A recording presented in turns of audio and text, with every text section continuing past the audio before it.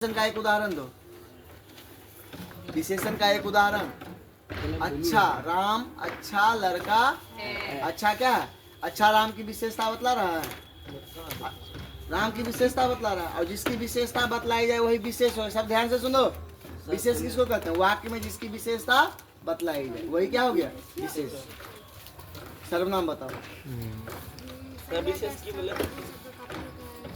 हाँ, संज्ञा के बदले में प्रयुक्त होने वाले शब्दों को सर्वनाम। क्रिया बताओ। जो काम जिससे किसी काम का करना या होना समझा जाए उसे हम क्रिया कहते हैं। जिससे किसी काम का करना या होना समझा जाए उसे हम क्रिया कहते हैं। क्रिया विशेषण। क्रिया विशेषण जो क्रिया की विशेषता को बतलाता है उसे हम क्रिया विशेषण कहते हैं। जैसे वह धीरे धीरे दौड़ता है। दौड़ता तो है लेकिन कैसे दौड़ता है? धीरे धीरे। तो धीरे धीरे क्या हो गया? धीरे धीरे क्या हुआ? क्रिया विशेषण। चलो खड़े हो। बताओ भाषा। भाषा जिसके द्वारा हम अपने मन के भाव या विचारों को लिखकर या बोलकर प्रकट। व्याकरण। व्याकरण शास्त्र को कहते हैं जिसके द्वारा हमें हिंदी से पढ़ना तथा लिखना। क्रिया विशेषण। जो क्रिया की विशेषता बताए उसे क्रिया विशेषण कहते हैं। उपसर्ग। उपसर्ग जो शब्दांश शब्द के किसी शब्द के पहले लगकर उसका अर्थ बदल दे उसे उपसर्ग कहते हैं। प्रत्यय। जो शब्दांश शब्द के अंत में लगकर उसका अर्थ बदल दे उसे प्रत्यय कहते हैं। तत्सम। तत्सम। संस्कृत के मूल शब्द को क्या कहते हैं? तत्सम कहते हैं। संस्कृत के मूल शब्दों को क्या कहते हैं? जैसे अग्नि। अग्नि क्या है? कौन सा? तत्सम शब्द है। अग्नि तत्सम। तद्भव बताओ। तत्सम के बिगड़े हुए रूप को तद्भव कहते हैं। तत्सम के बिगड़े हुए रूप को क्या कहते हैं? तद्भव कहते हैं। जैसे अग्नि का क्या हो गया? आग। आग क्या हो गया? तद्भव।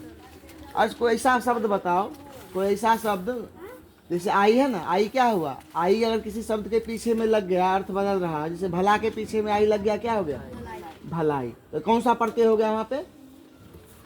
अब दिया हुआ रहेगा आई शब्द से दो शब्द बना हुआ है। आई शब्द से दो शब्द तो क्या हो जाएगा? आई से क्या बनेगा? भलाई, मिठाई, अच्छाई। अच्छा के पीछे में आई लग गया, क्या हो गया? अच्छाई हो गया। नहीं, बुरा के पीछे में आई लग गया। अब उपसर्ग जैसे दे देगा एग्जाम में, कहेगा आ उपसर्ग से एक शब्द बनावे। आ उपसर्ग से। अब हार के आगे में आ लग गया। हार मतलब क्या होता है? हार मतलब हार का दो अर्थ। हार का मतलब एक गले का हार और एक हार का मतलब हारना ना। लेकिन आ लग जाने से क्या होता है? आहार बन जाता है। आ लग जाने से क्या बन जाता है? आहार। आहार मतलब क्या होता है? भोजन। मतलब आ लग गया तो अर्थ क्या हो गया? बदल गया। इसमें कौन सा उपसर्ग हो गया? आहार में कौन सा उपसर्ग है? आ उपसर्ग। बैठ जाओ, खड़े हो उधर से।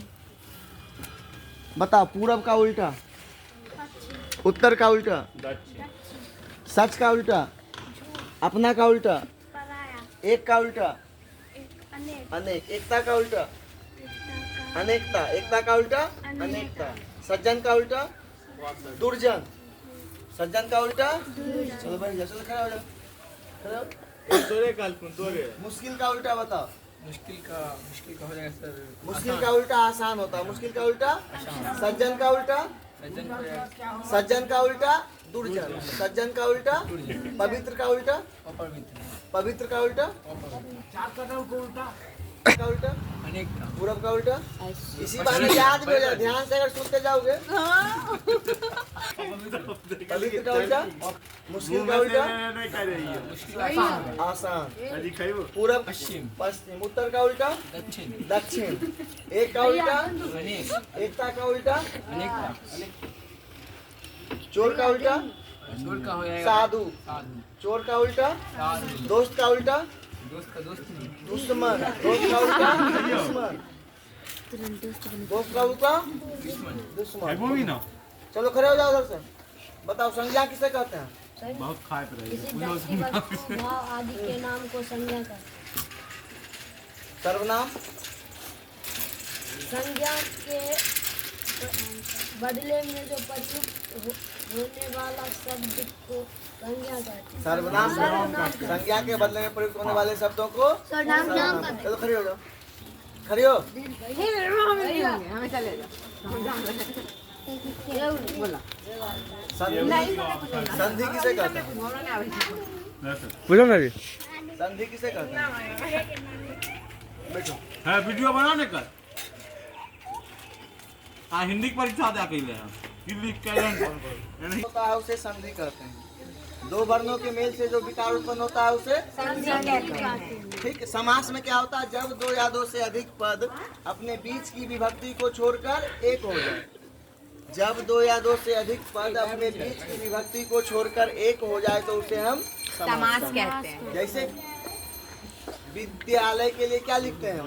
विद्या के लिए तो के लिए हट जाता है, क्या हो जाता है? विद्यालय ना। बैठो। संज्ञा के बदले में प्रयुक्त होने वाले शब्दों को सर्वनाम कहते हैं। विशेषण। विशेषण संज्ञा और सर्वनाम जो शब्द संज्ञा और सर्वनाम की विशेषता को बतलाता है उसे विशेषण कहते हैं।